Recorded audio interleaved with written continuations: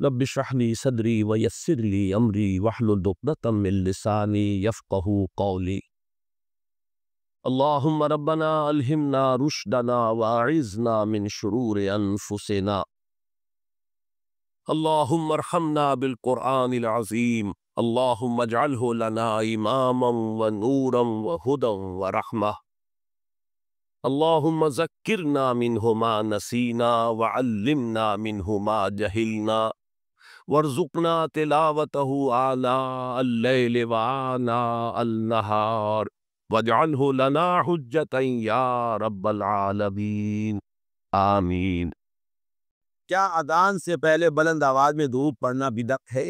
وہ بھی مانتے ہیں کہ یہ ہمیشہ نہیں تھا، ہم نے ابھی کیا، بدعت کو مانتے ہوئے، لیکن وہ علامت رکھنا چاہتے ہیں، جیسے کہ آپ کہتے ہیں لا حول ولا قوت الا باللہ سے شیطان بھاگ جائے، لہذا وہ چاہتے ہیں دوسرے لوگ بھاگے یہاں سے، یہاں نہ آئے مسجد میں، خواہ یہاں آ کر ہماری چودراہٹوں میں خلل ڈالیں گے، یہ مسجد فلاں حنفیہ غوثیہ فلاں ہے لکھا موٹا کا ہو تو وہاں بھی کہتے بھاگ جائے گا، وہاں سے پاس بھی آئے گا۔ تو یہ در حقیقت وہ شیطانوں کو بھگانے کے لیے اور اپنی چودراہٹوں کو مستحکم کرنے کے لیے انہوں نے شاعر بنا رکھے۔ اس کا علاج کیا ہے؟ فتویٰ میں دے دوں گا، کیا فائدہ ہو جائے گا؟ کچھ بھی نہیں ہو۔ آپ نے بھی یہ تو نہیں کہتے کہ ہمیشہ سے تھی اذان کے اندر، یہ صحابہ کے دور میں ہوتی تھی، یہ اذان اس طرح پڑھی جاتی تھی، اہل تخیل تھے۔ اب جا کے معلوم ہوا ایران میں وہ اذان میں وہ الفاظ نہیں کہتے جو یہاں کے چیا کہتے ہیں، کہ حضرت علی رضی اللہ تعالیٰ عنہ جو ہے وہ حضور کے خلیفہ بلا فخر ہونے کے معنی یہ ہو گئے کہ حضرت ابوبکر، حضرت عمر، حضرت عثمان تینوں کی خلافت دو زیرو ہو گئی، اور اول روز سے خلیفہ حضرت علی کی الفاظ یہاں والے کہتے ہیں، وہاں والے نہیں کہتے۔ اور وہاں والے یہ کہتے ہیں جو الفاظ ہم کہتے ہیں کیا علی ولی اللہ ہے، امیر المومنین ہے، اس کو بھی ہم کہتے ہیں مستحب ہے، لازم نہیں ہے، یہ ان کا فتویٰ ہے مستحب۔ تو اس میں ہمیں بھی اس اعتبار سے کوئی اعتراض نہیں کہ ہم بھی امیر المومنین مانتے ہیں حضرت علی رضی اللہ، ہم بھی انہیں ولی اللہ مانتے ہیں، اس میں کیا شک ہے؟ ہر صحابی ولی اللہ۔ اس ولایت کے اوپر اگلے 10 میں تو گفتگو ہوگی، نوٹ کر لیجیے گی، اس لیے کہ اس آیت الکرسی کے بعد اگلی 2 آیتیں جو ہیں وہ ولایت کے موضوع پر ہے۔ اللہ ولی الذین آمنوا یخرجهم من الظلمات الی النور والذین کفروا اولیاؤہم الطاغوت یخرجونہم من النور الی الظلمات۔ اس پر گفتگو ہو تو اولیاء اللہ جو ہے حضرت علی کا ولی نہیں ہے، یقیناً بہت بڑے ولی اللہ یہ، لیکن آیا اذان میں یہ کہنا چاہیے تو وہ بھی کہتے ہیں کہ یہ کوئی ہمارے نزدیک واجب نہیں۔ یہ جب ان سے علماء سے بات کریں گے تو وہ بات کچھ اور سمجھتے ہیں، ان کے عوام اور جہلاء کا جو طرز عمل ہے وہ کچھ اور وہ وہی ہے، کیونکہ میرا ایک لفظ آپ پڑھتے ہو گئے، میرے انٹرویوز میں بار بار آیا، اگر کہ مجھے اندیشہ ہے کہ میرے اوپر فتوے لگنے شروع ہو جائیں گے، میں یہ کھل کر باتیں کہہ رہا ہوں۔ ہمارے ہاں فقوں کی حیثیت کیا ہے؟ یہ مولویوں کی ٹریڈ یونینیں نہیں، جیسے پیشے ہو تو یہ کہ ہم نے دین کو پیشہ بنا لیا، اسلام میں دین کا کوئی پیشہ نہیں۔ ہر مسلمان کو قابل ہونا چاہیے کہ اسے مسجد میں آئے ہوں اسے آگے کر دیا جائے، نماز پڑھائے۔ مسلمان کو اس قابل ہونا چاہیے اپنی بچی کا خود نکاح پڑھائے۔ ہر مسلمان کو اس قابل ہونا چاہیے اپنے باپ کا جنازہ خود پڑھے، لیکن ہم نے تو کیونکہ یہ کرنا ہی نہیں، لہٰذا ہم نے مولوی پاس رکھنا ہی، اور ان کو ہم نے پیشہ بنا دیا۔ جب پیشہ ہو گیا تو پیشہ ورانہ قسمت، یہ تو ہے پروفیکٹر جیلسی تھی، کاروبار میں تو پھر رقابتیں ہوں گی، وہ رقابتیں ہیں۔ اب ہر ایک نے اپنا ٹریڈ یونین کا ٹریڈ نشان بنا رکھا، ٹریڈ مارک، ہم فلاں ہیں، ہم فلاں ہیں، ہم فلاں ہیں۔ یہ سارے دھندے جو ہیں ان کو جڑ کٹے گی کس سے؟ عربی سیکھو، پڑھے لکھے لوگ اسے لازم کرے اپنے اوپر کہ خود عربی سیکھیں، مین کا کم سے کم اتنا علم حاصل کر لیں۔ ہر پڑھا لکھا آدمی اس قابل ہونا چاہیے کہ نماز پڑھائے، کیوں؟ تاکہ یہ جو ہمارے یہاں سول سروس بن گئی ہے اس کو، یہ ہوگا اس کا اصل حل۔ اور فتویٰ میں لگا دوں کہ یہ جائز ہے یا ناجائز ہے یا بدعت ہے یا اس سے کچھ حاصل نہیں ہو۔ نیز نماز کے بعد دعا کرنا کسی حدیث سے ثبوت ملتا ہے یا نہیں؟ جہاں تک مجھے معلوم ہے، دیکھیے میں نے ان چیزوں کے اوپر کوئی تحقیقیں نہیں کی، اکثر چیزیں جو ہے کچھ علماء سے ان کی آراء کیا جو علم حاصل ہوا اس کی بنا پر، میرے نزدیک اصل شے یہ ہے ہی نہیں۔ اصل شے قرآن کے اندر غور و فکر کرے، سوچ بچار کرے، اس کے وہ لوگوں تک پہنچانے کے لیے اپنا وقت صرف کرے، اور جو محکمات ہیں دین کے ان کو عام کرے، ان چیزوں کا جو ہے وہ۔ لیکن جہاں تک میں نے جو بھی مجھے علم حاصل ہوا ہے چاہے علماء کی صحبت سے یا سماعت سے، وہ یہ ہے ان ثابت تو ہے کبھی کبھی آپ نے ہاتھ اٹھا کر نماز کے بعد دعا مانگی ہے، لیکن التزام ثابت نہیں ہے۔ ہمارے یہاں بدقسمتی سے ہمارے یہاں تو عام طور پر تصور یہ ہو گیا ہے کہ گویا کہ اگر دعا نہیں مانگی تو نماز ہی نہیں پڑھی، گویا کہ نماز کا کوئی جزو لازم بن گیا۔ یہ اصل میں مغالطہ ہے۔ خاص طور پر سب سے بڑی حماقت جو ہوتی ہے وہ نماز جنازہ کے بعد دعا مانگنا ہے۔ نماز جنازہ ہے ہی صرف دعا کے لیے کھڑے ہوتے ہیں، اللہ کی حمد و ثنا، حضور پر درود و پھر دعا۔ اب وہ چونکہ پتہ نہیں، جاہل لوگ ہیں، کچھ پتہ ہی نہیں ہم نے کیا پڑھا، یا پڑھتے ہی نہیں، پتہ ہی نہیں، دعا یاد ہی نہیں، وہ تو کھڑے ہو گئے آ کر، اس لیے کہ بہرحال عزیز ہے، فوت ہوا ہے تو اب شریک تو ہونا ہی ہے، اس وجہ سے وہ جہالت کی وجہ سے وہ دعا کرتے ہیں۔ دعا کا کوئی مطلب ہی نہیں، دعا کو کی ہے، بہترین دعا کی ہے، مسنون دعا کی ہے، صف بستہ ہو کر کی ہے، امام کے پیچھے قبلہ رخ ہو کر کی ہے، اس سے بہتر دعا کون سی ہو؟ حضرت نوح کی دعوت بھی یہی تھی، حضرت ہود کی بھی یہی تھی، حضرت صالح کی بھی یہی تھی، حضرت شعیب کی بھی یہی تھی۔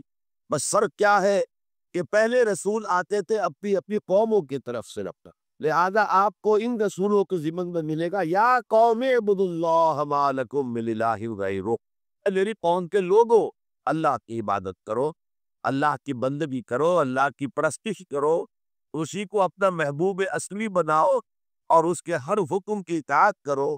یا قوم اعبدوا اللہ ما لکم من الہ غیرہ، نبی اکرم صلی اللہ علیہ وسلم پر آ کر، کیونکہ آپ کی بعثت ہے پوری نوع انسانی کے لیے، تو اب یا قوم کا لفظ نہیں رہا، یا ایھا الناس، اے لوگو، اے بنی نوع انسان، یا ایھا الناس اعبدوا ربکم الذی خلقکم والذین من قبلکم لعلکم تتقون، اے لوگو عبادت کرو، بندگی کرو، پرستش کرو اپنے اس رب کی جس نے تمہیں بھی پیدا کیا اور جو تم سے پہلے تھے ان کو بھی پیدا کیا تاکہ تم بچ۔ یہ کیوں کہا دوہرا کر تم سے پہلوں کو بھی پیدا کیا؟ اس لیے کہ اکثر و بیشتر گمراہ لوگ مشرکین کیا کہتے تھے اپنے رسولوں سے کہ ہم کو بس یہ اپنے آباء و اجداد کے رستے پر چلے گئے، ما وجدنا علیہ آباءنا، جس طریقے پر، جس طرز عمل پر ہم نے اپنے آباء و اجداد کو پایا ہے ہم نے اسی پر چلو۔ تو واضح کر دیا تم بھی مخلوق ہو، وہ بھی مخلوق تھے، تم بھی انسان ہو، وہ بھی انسان تھے، تم سے بھی غلطی ہو سکتی ہے، ان سے بھی ہو سکتی ہے۔ لہٰذا یہ اصول نہیں ہے کہ جو بھی آباء و اجداد کی ریتیں ہیں، رسمیں ہیں، طریقے ہیں اور جو ان کے عقیدے ہیں انہی کو آپ لے کر چلے، بلکہ آپ تو تلاش کریں صحیح عقیدہ کیا ہے، صحیح زندگی گزارنے کا طریقہ کیا ہے۔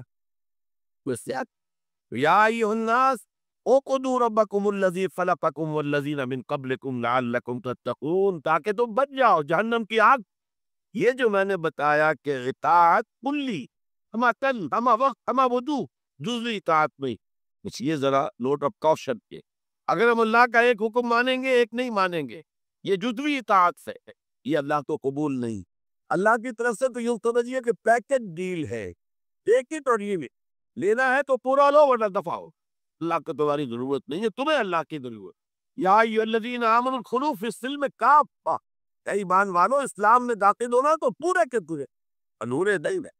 اور سورہ بقرہ کی آیت نمبر 85 کے اندر تو وعید آئی ہے، افتؤمنون ببعض الکتاب وتکفرون ببعض، کیا تم ہماری کتاب، ہماری شریعت کے کچھ حصے کو مانتے ہو اور خود کو رد کرتے ہو؟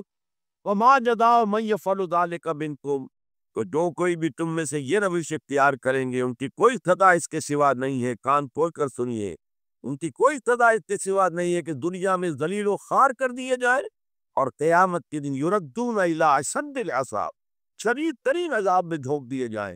وما اللہ بغافل عما تعملون، اللہ غافل نہیں ہے، بے خبر نہیں ہے، لائی نہیں ہے اس سے کہ جو تم کر رہے۔ تم اپنی داڑھیوں کے طول سے اللہ کو دھوکہ نہیں دے سکتے، تم اپنے پاجاموں کو ٹکنوں سے اوپر رکھ کے اللہ کو دھوکہ نہیں دے سکتے کہ تم بہت متبع رسول ہیں، تم اپنے عمروں اور حجوں سے اللہ کو دھوکہ نہیں دے سکتے۔ حرام کی کمائی سے حج کیا ہے، حرام کی کمائی سے عمرہ کیا ہے، تو یہ جو جزوی اطاعت کی کوئی اطاعت اللہ کو قبول نہیں۔ آدمی سوچتا ہے کہ چلیے میں نے یہ کام اچھے کیے، یہ برے کیے، مجھے اچھے کاموں کا کچھ کریڈٹ بھی تو ملنا چاہیے نا، لیکن نہیں، اللہ کہتا ہے جزوی اطاعت منہ پر دے ماری جائے، اور جو دنیا کی سزا ہے وہ تو ہم اپنی آنکھوں سے دیکھ رہے، 130 140 یا 150 کروڑ مسلمان دنیا میں، ذرا اندازہ کی۔ لیکن ہماری رائے کی کوئی اہمیت ہے؟ بین الاقوامی معاملات میں کوئی ہم سے مشورہ دیتا ہے کہ آپ کا کیا خیال ہے؟ کس نمی پرسد کے بھیا کیستی، ایسے بھی ملک یہ کہنا چاہیے اب تو ان کا حال پتلا ہے، دولت کے انبار سے ان کے پاس لیکن ان کا مذاق اڑتا تھا مغربی ممالک، تو چاہے سعودی بادشاہ ہو اور چاہے وہ UAE کے امیر ہو، مذاق کیوں اڑتا تھا؟ कोई हैसियत। हालांकि कितना बड़ा रकबा है, इंडोनेशिया के आखिरी जजीरों से लेकर मौरिटानिया तक सॉलिड इस्लामी आबादी, मुसलमान आबादी।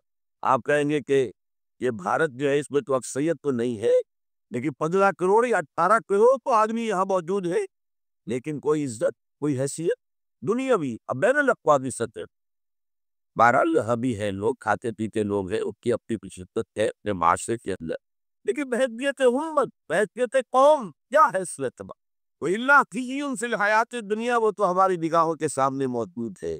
अब क़यामत के दिन के बारे में जो धमकी अल्लाह ने दी है, वह यौमल क़यामत युरद्दूना इला अशद्दिल अज़ाब, क़यामत के दिन शदीद तरीन अज़ाब में झोंक दूंगा। इस पर अल्लाह तो माफ़ी तलब की जा सकती है, दुआ ही की जा सकती है, अल्लाह हम पर रहम फरमाई। ये मैंने आपके सामने रखा है फार्मूला, अल्लाह की इताअत जमा अल्लाह की मोहब्बत, डिवोट में इबादत। यही दो अल्फाज आते हैं अल्लाह के रसूल के लिए भी सल्लल्लाहु अलैहि वसल्लम। अल्लाह के रसूल की इताअत ये तो इस्लाम का बुनियादी तकाज़ा है। अतीउल्लाह व अतीउर रसूल फ़इन तवल्लो फ़इन्नल्लाह ला युहिब्बुल काफ़िरीन। इताअत करो अल्लाह की, इताअत करो रसूल की। फिर अगर ये मुंह मोड़ ले तो अल्लाह को ऐसे काफिर बिल्कुल पसंद नहीं, तो कुफ्र का फतवा होगा। लेकिन अल्लाह के रसूल की इताअत के साथ मोहब्बत को जमा कीजिए। मैंने अभी आपको हदीस सुनाई है, हुजूर ने फरमाया ला युमिनु अहदुकुम हत्ता अकूना अहब्बा इलैहि मिन वालिदिही व वलदिही व नासि अजमईन। तुम में से कोई शख्स मोमिन हो ही नहीं सकता जब तक कि मैं उससे महबूब तर न हो जाऊंगा, अपने बाप से, अपने बेटे से और तमाम इंसान। तो अल्लाह के रसूल की इताअत जमा उसकी मोहब्बत। इस मोहब्बत के ज़िमन में एक वाक़या याद आया जिससे अंदाज़ा होगा कि किस कदर अपनाइयत थी, कितना कुर्ब था हुजूर के और हज़रत उमर फारूक रज़ी अल्लाह तआला अन्हु के माबैन। एक मर्तबा हुजूर दरियाफ्त करते हैं हज़रत उमर से, उमर तुम्हें मुझसे कितनी मोहब्बत। अब आप सोचिए, जरा सा भी मुगायरत का बारीक सा पर्दा भी अगर कहीं हो तो क्या ये सवाल किया जा सकता है? तो इंतहाई करीबी शख्स से ही किया जाएगा, उन्हें मुझसे कितनी मोहब्बत। और क्या आप मुझे दुनिया के हर इंसान से बढ़कर फरमाया और अपनी जान से। अब जरा तवक्कुफ किया हज़रत उमर ने, अलान हाँ अब मैं ये भी कहता हूँ कि आप मुझे मेरी जान से ज़्यादा। तो हुजूर ने फरमाया अब आए हो मकाम मतलूब पर। तो रसूल की इताअत जमा मोहब्बत, इसका नाम है इत्तिबा, पैरवी करना। फर्क क्या है? इताअत की जाती है हुक्म की और पैरवी की जाती किसी के नक्शे कदम की, चाहे उसने हुक्म दिया हो चाहे न दिया हो, जो वो करता हो करना, यह है इत्तिबा। ये इताअत के बहुत बुलंद से गई। मिसाल के तौर पर ये छोटी छोटी मिसालें, असल इत्तिबा क्या है वो मैं बात में अंदर। कोई एक सहाबी बद्दू बाहर से आए, एक ही दफा हुजूर को देखा। हुजूर उस वक्त इस हालत में थे कि आपके बटन जो है खुले हुए थे गरीबान। उन्होंने फिर सारी उम्र अपने गरीबान के बटन नहीं लगाता। मैंने अल्लाह के रसूल को इस हाल में देखा है, मैं तो उनकी पैरवी करूंगा। हुजूर ने कोई हुक्म तो नहीं दिया।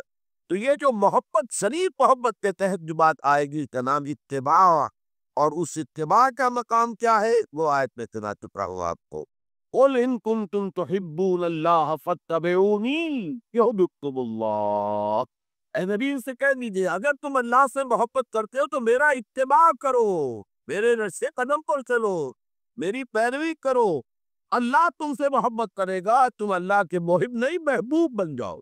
और अगर कहीं कोई लग़ज़िश हो गई, कोई खता हो गई, कहीं जज्बात की रौ में बहकर कोई गुनाह कर बैठे तो अल्लाह माफ फरमा देगा। अल्लाह बड़ा गफूर है, अल्लाह बड़ा रहीम। मतलब यह कि रास्ता तुमने ये तय कर लिया कि चलना मुझे मोहम्मद के पीछे है सल्लल्लाहु अलैहि वसल्लम। अब चलते चलते कभी पाँव फिसल गया, कहीं गिर गए, कोई बात नहीं, उठो फौरन तौबा करो और आगे बढ़ो। तो खता अगर हो भी जाएगी, कहीं लग़ज़िश हो जाए, कहीं चलते चलते पाँव फिसल जाए कीचड़ पे, या कोई केले का छीका आ गया पाँव तले, गिर गए, कोई हर्ज नहीं, उठो दोबारा। लेकिन नक्शे कदम जो है मोहम्मद का सल्लल्लाहु अलैहि वसल्लम पर चलना। ये इत्तिबा का जिक्र आया है सूरह आराफ की उन आयात में। आपको मालूम है कि हजरत मूसा अलैहिस्सलाम को जब तौरात पर तलब किया गया तो कोहे तूर पर तौरात गिरने के लिए, तो पहले 21 दिन के लिए बुलाया था, तो 10 दिन का और इजाफा कर दिया गया, 40 दिन हो गए। फतम्मत मीक़ातु रब्बिका अर्बईन लैला। इस असना में पीछे फितने में मुब्तला हो गए बनी इसराइल। कामरी उसने एक ढोंग रचाया और एक बछड़ा जो है वो सोने चांदी का बनाया हुआ बछड़ा ढाल कर खड़ा कर दिया منہ سے کوئی تھوڑی سی آواز بھی نکلتی تھی، کوئی ایسی ہے کہ ہوا گزرتی تھی تو آواز سے آتی تھی۔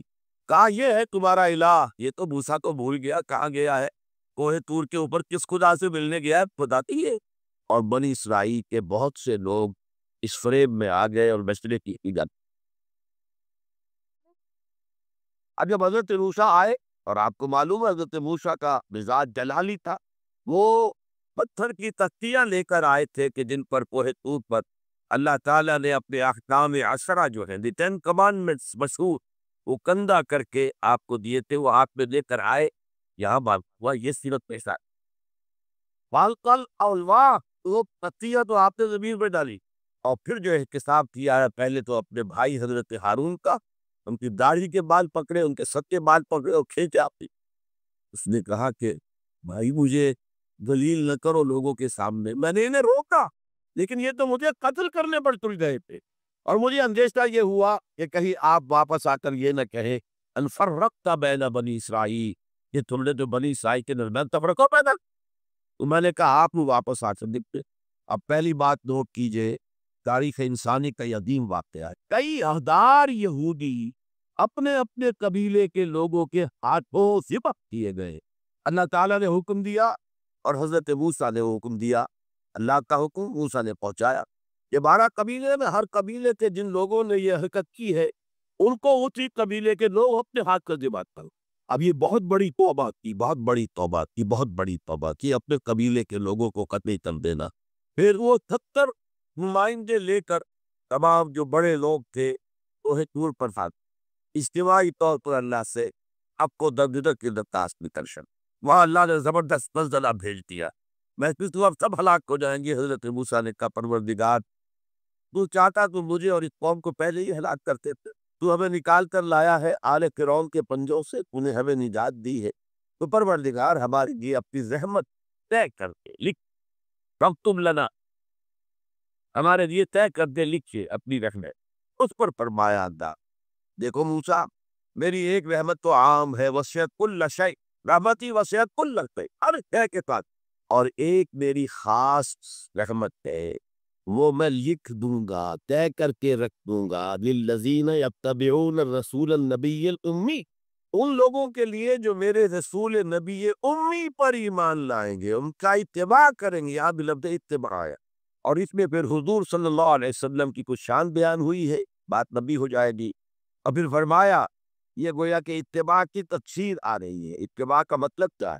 والذین آمنوا بہ وعزروہ ونصروہ واتبعوا النور الذی انزل معہ اولئک هم المفلحون، تو جو لوگ ان پر ایمان لائیں گے اور جو ان کی تعظیم کریں گے اور جو ان کی نصرت کریں گے، مدد کریں گے، اور جو اس نور کی پیروی کریں گے جو ان کے ساتھ نازل کیا جائے گا، تو وہی ہوں گے مفلحون، وہ ہوں گے کامیاب ہونے والے، فلاح یافتہ لوگ وہ ہوں گے جو یہ 4 رشتے ہمارے اس رسول نبی امی کے ساتھ پختگی کے ساتھ قائم کر۔ یہ 4 رشتے کیا ہیں؟ اتباع رسول کا تقاضا اول تو ان 4 الفاظ کے حوالے سے سمجھیے، پھر ذرا ایک دوسرے انداز میں بھی بیان کروں گا۔ والذین آمنوا بہ، پہلا قدم ایمان، لیکن ایمان کے سمجھ لیجئے اچھی طرح 2 درجے ہیں۔ آپ میں سے بہت سے حضرات کو مجھے توقع ہے ایمان مجمل، ایمان مفصل یاد ہو۔ ایمان مجمل کیا؟ آمنت باللہ کما ہوا باسمائہ و صفاتہ و قبیلت جمیع احکامہ، اقرار باللسان و تصدیق بالقلب۔ پہلا درجہ ہے اقرار باللسان، اشہد ان لا الہ الا اللہ و اشہد ان محمد رسول اللہ، کوئی ہو، ہندو ہو، سکھ ہو، پارسی ہو، عیسائی ہو، یہودی ہو، یہ کلمہ پڑھے اور وہ مسلمان ہو گیا۔ اقرار باللسان پر ہمارا دنیا میں مسلمان سمجھا جانا موقوف، لیکن اصل ایمان یہ نہیں ہے۔ اصل ایمان ہے تصدیق بالقلب، دل میں یقین، جب تک دل کا یقین نہ ہو ایمان نہیں۔ منافقین جو تھے مدینے کے، نمازیں نہیں پڑھتے تھے، حضور کے اقتداء میں پڑھتے تھے، اور جو رئیس المنافقین تھا عبداللہ ابن ابی ابن سلول، وہ تو پہلے سے ہوتا تھا، اور جب حضور خطبہ دیتے تھے جمعے کا تو پہلے خود کھڑا ہوتا تھا اپنی اہمیت ظاہر کرنے کے لیے۔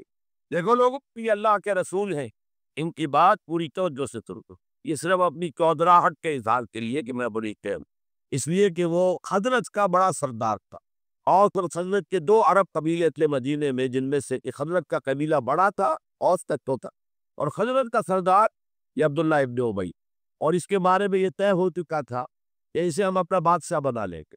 چنانچہ سونے کا تاج تیار ہو چکا تھا، ابھی تاج پوشی صرف باقی تھی کہ حضور تشریف لے آئے ہجرت فرما کر بے تاج بادشاہ آ گیا صلی اللہ علیہ وسلم۔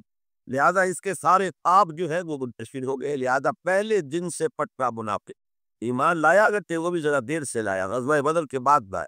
پہلے اسے سوچا تھا ابھی تیل دیکھو، تیل کی دھار دیکھو، تو تیل کی دھار جو نظر آئی غزوہ بدر میں کہ 313 دے 1000 کو کی، اور یہ نہتے تھے، تلواریں بھی ان کے پاس نہیں تھی، کچھ لوگوں کے پاس تلواریں تھی، اور وہ 1000 کیل کانٹے سے لیس ہو کر مکے سے آئے تھے۔ 70 بڑے بڑے سردار ہو کے مارے تھے عین میدان میں پیترے، اور 70 جو ہے ان سے قیدی بن گئے۔ تب اس نے کہا کہ ٹھیک ہے اب تو ایمان لے آنا چاہیے، کیونکہ یہ تو معلوم ہوتا بڑی طاقت۔ بہرحال سب سے پہلے میں کہہ رہا تھا کہ ایمان، لیکن ایمان دل۔ قرآن مجید نے کیا کہا ان منافقین کے بارے میں؟ اذا جاءک المنافقون قالوا نشہد انک لرسول اللہ۔ سورہ منافقون ہے کہ نہیں 28 پارے۔ اے نبی جب آپ کے پاس منافق آتے ہو کہتے ہیں ہم گواہ ہیں، ہم گواہی کہتے ہیں کہ آپ اللہ کے رسول ہیں، اور پھر اللہ کا تفسیرہ دیکھیے یہ واللہ یعلم انک لرسول، اور اللہ خوب جانتا ہے کہ آپ ان کے رسول ہیں اس کے۔ اب میں ذرا ترجمہ کیا کرتا ہوں، اللہ سے بڑھ کر کس کو معلوم ہے کہ آپ اللہ کے رسول ہیں؟ لیکن واللہ یشہد ان المنافقین لکاذبون، اللہ گواہی دیتا یہ منافق جھوٹے۔ مسلمان تو وہ تھے، کلمہ گو تھے، حضور کی امامت میں نمازیں پڑھ رہے تھے، لیکن منافق تھے، اللہ نے منافق قرار دیا، دل ایمان سے خالی تھے، کوئی کہ ہوتے ہوتے دلوں کے اندر حضور سے عداوت پیدا ہو گئی، اہل ایمان سے عداوت پیدا ہو گئی۔ اسی سورہ مبارکہ میں آگے چل کر آتا ہم العدو فاحذرہم، اصل دشمن یہ ہے، یہ مارے آستین ہے۔ جو کافر ہے وہ تو باہر سے حملہ کرتے پتہ چلتا ہے، سامنے سے آ کر لاٹھی مار رہا ہے کوئی آپ کو، یہ تو آپ کے آستین کے اندر بیٹھے گئے ہیں مسلمان بن کر، اور یہ وہاں سے ڈنک مارے گے، مارے آستین۔ بہرحال اب ہم میں سے ہر ایک کو جائزہ لینا ہوگا، اپنے گریبان میں جھانکیں، اپنے دل کی گہرائیوں کو ٹٹولیں۔ یقین والا ایمان ہے ہمارے فاتح میں۔ یہ یقین والے ایمان کا میں اگر آپ کو انگریزی میں ترجمہ کر کے بتاؤں کہ شاید آپ زیادہ بہتر سمجھیں گے۔ پرسنل کنوکشن، ریشیل پری، ہم ایک نسل ہے، اپنے والدین سے ہم نے کچھ چیزیں سیکھی ہیں، والدین اس میں بلیو کرتے تھے، اللہ، رسول، قرآن، کتاب، جنت، دوزخ، قیامت، ہم بھی مانتے ہیں، بس اس ریشیل پری، یہ تو ایک نسلی عقیدہ۔ اصل سے جو ضروری ہے پرسنل کنوکشن، اپنا یقین، ذاتی یقین۔ وہ سب سے پہلے تو اللہ کے رسول صلی اللہ علیہ وسلم کی رسالت پر یقین، اور میں نے آپ کو حدیث سنائی تھی ابھی، لا یؤمن احدکم حتی یکون ہواہ تبعا لما جئت بہ، تم میں سے کوئی شخص مومن نہیں ہو سکتا جب تک اس کی خواہش نفس تابع نہ ہو جائے اس ہدایت کے، اس قرآن کے، اس شریعت کے، ان احکام کے جو میں لے کر آیا۔ اگر خواہش نفس اوپر ہے اور اللہ کا حکم نیچے ہے تو مومن کہاں سے ہوئے تھے؟ اللہ کے حکم سے نماز کو پڑھتے ہو، روزہ رکھتے ہو، خودی کاروبار کرتے ہو، اور اللہ کے حکم کو پاؤں تلے رگڑتے ہو، یہ کیا اسلام ہے؟ یہ تو وہی ہے، افتؤمنون ببعض الکتاب وتکفرون ببعض فما جزاء من یفعل ذلک منکم الا خزی فی الحیاۃ الدنیا ویوم القیامۃ یردون الی اشد العقاب۔ تو سب سے پہلا جو جائزہ ہمیں لینا ہے کہ محمد کی رسالت پر صلی اللہ علیہ وسلم ہمیں یقین ہے۔ یقین، تصدیق تو ہم کرتے، زبان سے کہتے ہیں، لیکن یقین، اس یقین کا نتیجہ یہ نکلے کہ پھر نفس کے سارے تقاضے نیچے ہو جائیں اور حضور کی لائی ہوئی ہدایت، حضور کی لائی ہوئی شریعت بالغ کر جائے۔ نمبر 2 فرمایا وَعَذَّرُوهُ، ان کی تعظیم کرے۔ آپ کی جناب میں کوئی گستاخی ہو جائے، ایمان کے لالے پڑ جائیں اور آخرت برباد ہو جائے۔ اس تعظیم میں کیا کیا چیزیں شامل؟ دیکھیے سورہ حجرات میں ابتدائی حصے میں تفصیل سے کہا یا ایھا الذین آمنوا لا ترفعوا اصواتکم فوق صوت النبی ولا تجہروا له بالقول کجہر بعضکم لبعض ان تحبط اعمالکم وانتم لا تشعرون۔ اے ایمان کے دعوے دارو، کبھی اپنی آواز کو رسول کی آواز سے بلند تر نہ کر دینا، مباد تو بعد سارے کباب، سارے اعمال ہو جائیں اور تمہیں پتہ بھی نہ کرے۔ میں نے کوئی گناہ کبیرہ تو نہیں کیا ہے، میں نے کوئی کرتو نہیں کیا ہے، بس یہی ہوا نا کہ حضور کی آواز کے مقابلے میں اپنی آواز کو اونچا کر دی. لا ترفعوا اصواتکم فوق صوت النبی ولا تجہروا لہ بالقول کجہر بعضکم لبعض. بلند آواز سے جیسے آپس میں باتیں کر لیتے ہو ایسے کبھی بات نہ کر بیٹھنا. ان تحبط اعمالکم، کہ تمہارے سارے اعمال حبط ہو جائیں، اکارت چلے جائیں، ختم ہو جائیں. وانتم لا تعلمون، تمہیں احساس بھی نہ ہو کہ ساری پونجی لٹ گئی. اس آیت کا ہم پر اطلاق کیسے ہوگا؟ کبھی سوچا؟ صحابہ کرام تو یقیناً اس کے مخاطب اول تھے. ہم پر کہتے تھا اگر ہماری گفتگو ہو رہی ہو، بحث ہو رہی ہو، میں کچھ کہہ رہا ہوں، آپ کچھ کہہ رہے ہیں، لیکن کوئی کہہ دے حضور نے یوں فرمایا ہے، فوراً چپ ہو جاؤ. اب اگر کہانی میرا خیال یہ، اب گویا کہ یہ حضور کی آواز سے آپ نے اپنی آواز اونچی، اپنا فکر، اپنا فلسفہ، اپنا فہم، اپنی سوچ، اپنی عقل. ہاں، بات میں تحقیق کر لو. یہ جو کہا تھا کہ حضور نے فرمایا، فرمایا بھی ہے کہ نہیں ہے، حدیث صحیح ہے کہ نہیں ہے، مستند ہے کہ نہیں ہے. لیکن اس وقت آواز بند کر لینا لازم ہوگا کہ اس کے بعد اقول نہیں کہہ سکتا میں یہ کہہ. اس کا تو مطلب یہ کہ آپ مد مقابل پر تذکر کیا رہے. لا ترفعوا اصواتکم فوق صوت النبی ولا تجہروا لہ بالقول کجہر بعضکم لبعض ان تحبط اعمالکم وانتم لا تشعرون. صحابہ کے بارے میں آپ نے سنا ہوگا کہ حضور کی محفل میں ایسے بیٹھے ہوتے تھے ساکت و سامت، جیسے کہ ان کے سروں پر پرندے بیٹھے ہوئے ہیں اور انہیں اندیشہ ہے کہ ذرا سا بھی ہلیں گے تو پرندہ اڑ جائے گا. اس قدر عدم. حضور صحابہ سے سوال کرتے تھے اور یہ آپ کا طریقہ تھا تعلیم کا. یہ پہلے سوال سامنے لایا جائے تاکہ ان کا ذہن کھلے، سوچے خود بھی. یہ تعلیم کا بہترین طریقہ. اس کے بعد ہوتا کیا تھا؟ جواب بھی دیتے تھے اللہ و رسول عالم، اللہ اور اس کا رسول بہتر جانتے. دوبارہ آپ پوچھتے تھے تو جو بھی سمجھ میں آتا تھا کہتے. مجھے یاد آ رہی ہے ایک حدیث، اور اچھا ہے کہ وہ آپ سن لیں، اس لیے کہ عام شکایت یہ ہے کہ مذہبی لوگ معاملات میں اچھے نہیں ہوتے.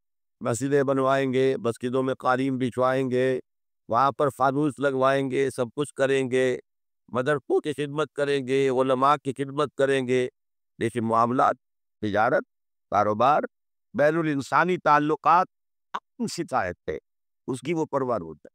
حقوق و لباد کا لحاظ دل.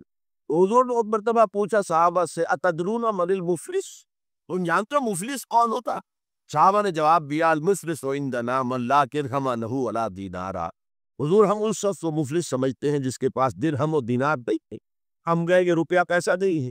فرمایا نہیں، میری امت کا مفلس وہ ہوگا کہ بہت سی نمازیں لے کر آئے گا، بہت سے روزے لے کر آئے گا، بہت سے حج لے کر آئے گا، بہت سے عمرے لے کر آئے گا، لیکن اس کے ساتھ قد شتم ھذا، فلاں شخص کو گالی دی تھی، واکل مال ھذا، فلاں شخص کا مال کھا لیا تھا، فلاں شخص پر تہمت لگائی تھی. اب وہ سارے دعوے دار آ جائیں گے اللہ اس نے میرے ساتھ یہ کی. ٹھیک ہے بھائی، اس کی نمازیں تم لے جا. اور تو کچھ ہے نہیں، کوئی کرنسی تو ہے نہیں وہاں، نہ ڈالر ہے نہ یورو ہے، کچھ بھی نہیں. اعمال کی کرنسی ہے، دے کے تم لے جاؤ. کوئی اور دعوے دار آیا روزہ وہ لے گیا، اس کے پاس کچھ نہیں. دعوے دار اب بھی باقی ہے. اب ان کے گناہ جو ہے اس کے حساب میں پڑھنا شروع ہو جائے، یہاں تک کہ دوسروں کے گناہوں کے بوجھ تلے دب کر وہ جہنم میں جھونک. یہ مفلس. تو یہ انداز تھا حضور کا سمجھانے کا، پڑھانے کا، فطری طریقے تعلیم. تو فالذین آمنوا بہ وعزروہ، تو وہ لوگ جو ایمان لائے ان پر اور جنہوں نے ان کی تعظیم کا حق ادا کیا. وَنَصَرُوهُ، یہ آئی ہے اب سخت بات، اور ان کی مدد کی. مدد کس کام میں؟ حضور اتنے غیور تھے، وہ ذاتی کام میں کوئی مدد آپ کسی سے نہیں مانگتے.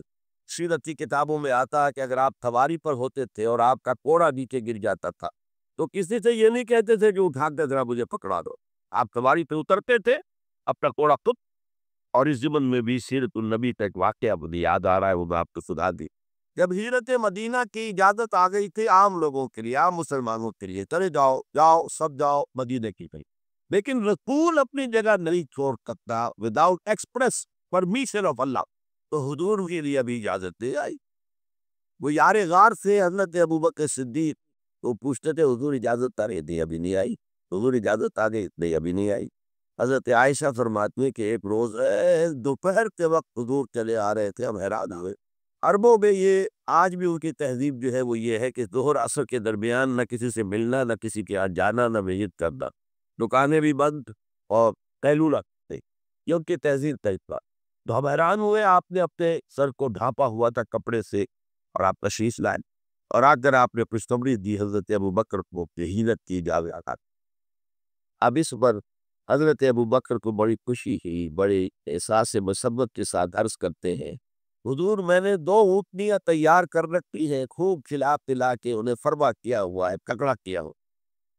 حضور تھوڑا سا توقع کر کے فرماتے ہیں ٹھیک ہے، لیکن ایک اونٹنی کی قیمت میں آزاد تھا۔ حضرت ابوبکر رو پڑے، حضور مجھ سے نہیں ہے مغائر کہ میری اونٹنی کی بھی آپ قیمت دینا چاہیں؟ تو نصرت جو ہے اس کے بارے میں جان لیجیے، یہ تو حضور کا جو مشن تھا اس میں مدد، کوئی ذاتی اپنے کسی کام کے لیے آپ نے کبھی کسی سے مدد طلب نہیں، جو مشن اللہ نے ڈال دیا تھا کندھے پر، هو الذي ارسل رسوله بالهدى ودين الحق ليظهره على الدين كله ولو كره المشركون۔ وہی تو ہے اللہ جس نے بھیجا ہے اپنے رسول محمد کو صلی اللہ علیہ وسلم الہدا دے کر، قرآن حکیم دے کر اور دین حق لے کر۔ صرف قرآن نہیں، دین حق۔ جو عربی سے واقف ہے کچھ لوگ وہ سوچتے ہوں گے جو واو دو آیا ہے درمیان میں، یہ واو تفسیری ہے، یہ واو عطف ہے۔ اگر یہ واو عطف ہے تو مغایرت ہو جائے گی، الہدا کچھ اور ہے، دین حق کچھ اور ہے، مغایرت لازم ہے معطوف اور معطوف علیہ کے اندر۔ وہ مغایرت کیا؟ صرف قرآن پر کوئی نظام نہیں بن سکتا، نظام بنتا ہے جب قرآن پر سنت رسول کا اضافہ کیا۔ لہذا دین حق صرف قرآن نہیں ہے، قرآن موا سنت رسول صلی اللہ علیہ وسلم اب نظام بنتا ہے۔ جیسے قرآن نے کتنی دفعہ کہا اقیموا الصلاۃ اقیموا الصلاۃ اقیموا الصلاۃ الذین یقیمون الصلاۃ، کتنی بار، لیکن کیا نماز کا کوئی نظام بن سکتا ہے قرآن کی بنیاد پر؟ کیا یہ نماز کے 5 اوقات معین ہو سکتے ہیں یقین کے ساتھ؟ اشارات تو ہے، لیکن یہ کہ کیا یقین کے ساتھ 5 کا یہ معاملہ تھا، یہ تو معلوم ہے کہ قیام بھی ہے، رکوع بھی ہے، سجود بھی ہے، ترتیب کیا ہے؟ یہ کسی قرآن مجید کی آیت سے ثابت ہو؟ پھر ہر رکعت میں رکوع ایک ہے، سجدے 2 ہو، یا تو سجدہ بھی ہو یا رکوع بھی 2 ہو، لاکھ اضطراب ہو جاتے۔ یہ جو 1400 برس ہو گئے، کہیں پریڈ ٹوٹتی ہے؟ اگر یہ ہوتا کسی کے نزدیک رکوع بھی 2 ہے، تو ایک رکوع کے بعد دوسرا رکوع کرتا، باقی لوگ گئے ہوتے سجدے کے اندر، ٹوٹ دی نا پریڈ۔ اور کسی کی رائے یہ ہوتی کہ سجدہ بھی وہ کی ہے، تو ایک سجدہ کر کے کھڑا ہو جاتا، دوسرے ابھی دوسرا سجدہ کر رہے، تو وہ کہہ سکتا تھا کہ یہ نادا گر گئے سجدے میں جب وقت قیام آیا، اب تو وقت قیام آ چکا تھا۔ جناب سن 62 میں پہلی مرتبہ جب حج پر گیا ہوں تو سب سے بڑا تاثر میرا یہی تھا کہ 1400 برس ہو گئے ہیں اور امت کتنے وسیع علاقے میں پھیلی ہے، ہر نسل کے لوگ اس میں آئے ہیں، ہر رنگ کے لوگ آئے ہیں، ہر جغرافیائی پس منظر کے لوگ آئے ہیں، ہر تاریخی پس منظر کے لوگ آئے ہیں، لیکن یہ نماز میں پرتو نماز ٹوٹتی نہیں گئی، کرے ایک پرے جل رہی۔ تو نماز کا بھی نظام سنت کے بغیر نہیں بنتا، تو نظام زندگی، مکمل نظام زندگی وہ قرآن پر سنت کے اضافے سے وجود میں آئے گا۔ اس لیے قرآن تو علیحدہ کہا اور دین الحق تو علیحدہ ہے۔ اور دین الحق کسے کہتے ہیں؟ دیکھیے دین کے بنیادی معنی ہے جزا و سزا، مالک یوم الدین، ہم پڑھتے ہیں کہ ارأیت الذی یکذب بالدین، تم نے دیکھا اس شخص کو جو جزا و سزا کا منکر ہے۔ اب یہ جزا و سزا یقیناً کسی قانون کے تحت ہوتا ہے، اور قانون کا ساتھ تصور ہے قانون بنانے والا کون ہے؟ جس کو آپ مانیں گے قانون بنانے والا اور اس کی اطاعت میں پورا نظام زندگی دے دیں گے، اس کا دین ہے جو آپ نے اختیار کیا ہے۔ قرآن مجید میں مرکب اضافی کی شکل میں اس دین کی نسبت یا بات کیا ہے نسب کی طرف ہوئی ہے یا اللہ کی طرف ہوئی ہے۔ ما کان لیاخذ عصاہ فی دین الملک، حضرت یوسف کے پاس علیہ السلام جب اتنے طویل عرصے کے بعد 11 بھائی آئے، ان میں بنیامین بھی تھا جو آپ کا حقیقی بھائی، اسے اپنے بار مانگنا چاہتے تھے، لیکن جس بادشاہ کے تحت کو سارا نظام تھا وہ بادشاہ کے نہیں تھے نا، وہ بادشاہ تو وہ تھا جسے خواب دیکھا تھا کہ 7 دبلی گائے جو ہے وہ 7 موٹی گائے کو کھا گئی، نکل گئی، اس کی تعبیر بتائی تھی، ابھی تو جیل سے نکلی تھی۔ اب یہ کہ بہت سب سے بڑے وزیر تھے، آپ وہ جو چاہیں کہہ لیں، لیکن بادشاہ کو نہیں تھے نا، نظام تو بادشاہ، اور بادشاہ کے قانون کے مطابق وہ باہر سے آئے ہوئے کسی شخص کو اپنے پاس روک نہیں سکتے تھے۔ ما کان لیأخذ اخاہ فی دین الملک، تو اللہ تعالیٰ نے وہ ڈھیلا نکالا ان کے لیے۔ تفسیر آپ کے علم میں ہے، لذالک کدنا لیوسف، ہم نے اس طریقے سے ایک تدبیر کر دی یوسف کے لیے، اللہ نے اپنے ذمے لے لی بات۔ تو دین الملک کیا ہے؟ بادشاہ بتائے مطلق ہے، sovereignty belongs to him، بادشاہ ہو یا کوئی ہو، وہ قانون بنائے گا اور اس کے تحت آپ کو زندگی بسر کرنی ہوگی۔ یہ دین الملک۔ اور دین اللہ کیا ہے؟ اللہ متعال مطلق، اللہ سورن، ان الحکم الا للہ، لا یشرک فی حکمہ احدا۔ اس نے کو قانون دیا، اس کے تحت پوری زندگی، سیاسی نظام اسی کے تحت ہو، معاشی نظام اسی کے تحت ہو، کرمنل لا اس کے تحت ہو، سول لا اس کے تحت ہو، لا آف انہیریٹنس اس کے تحت ہو، قانون شہر اس کے تحت ہو، سماجی نظام وہی اللہ کے حکم کے مطابق، وہ ہے دین اللہ۔ اللہ تعالی مطلق کے حکم کے تحت پوری زندگی کا جانا۔ اذا جاء نصر اللہ والفتح ورأيت الناس يدخلون في دین اللہ افواجا۔ جب اللہ کی مدد آ گئی اور فتح آ گئی، اور اے نبی آپ نے دیکھا کہ اب لوگ جوگ در جوگ آ رہے ہیں، فوج در فوج آ رہے ہیں، گروہ در گروہ آ رہے ہیں، قبیلوں کے وسط پر وسط چلے آ رہے ہیں اسلام لانے کے لیے۔ یہ کیفیت کیا تھی؟ دین اللہ میں داخل ہونے کا ان کا فیصلہ۔ اب ذرا سی ٹیڑھی بات آ رہی، پوری دنیا میں دین جمہور، sovereignty of the people, not of God, sovereignty of the people۔ ہمارے نمائندے ہیں، ہم ووٹ دیں گے انہیں، وہ جائیں گے اسمبلی میں، جو چاہیں گے قانون بنائیں گے۔ وہ مرد کی مرد کے ساتھ شادی کو اگر رجسٹر کرنا چاہے، اجازت دینا چاہے، لائسنس ایشو کر دیں گے۔ ایک مرد شوہر ہوگا، ایک دوسرا مرد بیوی ہوگا۔ Legally there will be wife and husband۔ لیسبینز ہیں، عورتیں ہیں، آپس میں شادی کرنا چاہتی ہیں، دو عورتیں ٹھیک ہے، لو بھائی کر دو۔ ہومو سیکسولیٹی جائز ہے بالکل، بلکہ حتوں سے کہا جا رہا ہے یہ نارمل انکلینیشن مانی جانی چاہیے۔ ہومو سیکسولیٹی، ہم جنس پرستی، اسے کوئی برا نام دینا ہی نہیں چاہیے، اس نارمل ایٹیٹیوڈ۔ یہ ہے اس سوشل انجینئرنگ پروگرام کا معاملہ کہ جو ابھی چند سال پہلے یونائٹڈ نیشن آرگنائزیشن کی جنرل اسمبلی نے جو سوشل انجینئرنگ پروگرام بنایا ہے نوع انسانی کے لیے، اس میں تو کیا مقصد تھا حضور کا؟ کہ آپ کو دی گئی کتاب نمبر 1 الہدا، اور نمبر 2 دین حق، تاکہ دین کو غالب کرے۔ وہ پیارا سا خیال آیا دین میں۔ دیکھیے یہ آپ کا عام محاورہ ہے، ایک میان میں 2 تلواریں نہیں سنبھال سکتا، ایک جگہ نہیں ہو سکتے، بس لب 100 بھی ہو سکتے ہیں ایک جگہ۔ اس لیے کہ مذہب کو عام دنیا کیا مانتی ہے کہ مذہب کا تعلق صرف 3 چیزیں سے، کچھ عقائد ہوں گے، ایک خدا کو ماننے والے، 100 خداؤں کو ماننے والے، کسی کو نہ ماننے والے، کچھ عبادات کی رسومات ہوں گی، نماز ہے، روزہ ہے، یا پوجا پاٹ ہے، یا گرو گرنتھ سنگھ کا وہ اٹھلڈ پاٹ، یعنی پورا اس کی تلاوت مکمل کوئی وقفہ ڈالے بغیر، وہ چاہو کرو۔ سوشل کسٹم ہوتے ہیں، بچہ پیدا ہوگا تو کیا کریں گے؟ عقیقت کریں گے، بپتسمہ دیں گے، عیسائی بپتسمہ دیتے ہیں، بیپٹائز کرتے ہیں، ہم عقیقت پیدا ہوتے ہی دائیں کان میں، اذان بائیں میں، اقامت کے۔ کوئی مر جائے گا تو کیا کریں گے؟ ڈیڈ باڈی کا جلائیں گے یا دفنائیں گے، یا پارسیوں کی طرح کہیں اونچی جگہ پر رکھ دیں گے کہ کیلے اور کوے آئیں اور کھا جائیں۔ کم سے کم ان کی فضا کا تو کام چلے نا، زمین میں دبا دیں گے تو مٹی ہوگا، مٹی میں مل جائے گا، کسی کے کام ہی نہیں آئے۔ بارہ ان 3 چیزوں کے مجموعے کا نام ہے مذہب، جبکہ دین کے اندر 3 چیزیں مزید شامل ہو جاتی ہیں: سماجی نظام، معاشی نظام، سیاسی نظام۔ یہ 3 جمع 3 بن کر دین بنتا ہے۔ تو دین تو 2 نہیں ہو سکتے، جمہوریت اور آمریت تو ساتھ ساتھ نہیں ہو سکتے، کیپٹلزم اور کمیونزم تو ساتھ ساتھ نہیں ہو سکتے، ڈیموکریسی اور ملوکیت تو ساتھ ساتھ نہیں ہو سکتے۔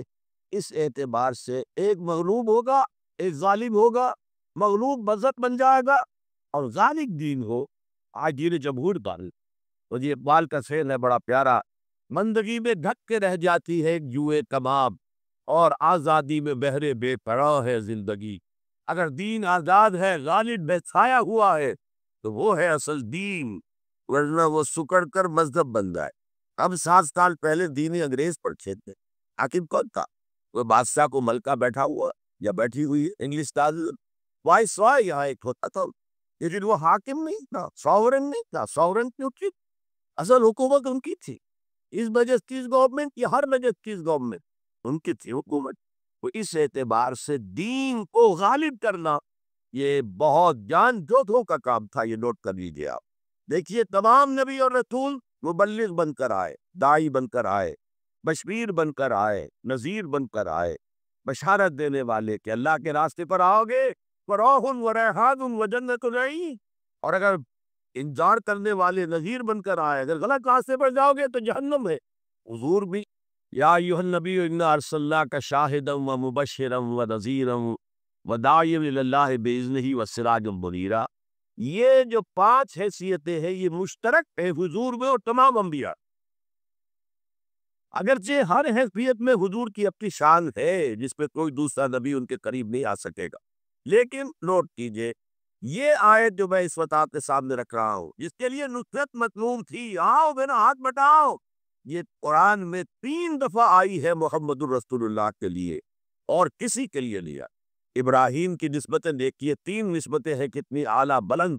خلیل اللہ ہے، واتخذ اللہ ابراہیم خلیلا، ابو الانبیاء ہے، سینکڑوں رسول اور نبی ان کی اولاد میں آئے۔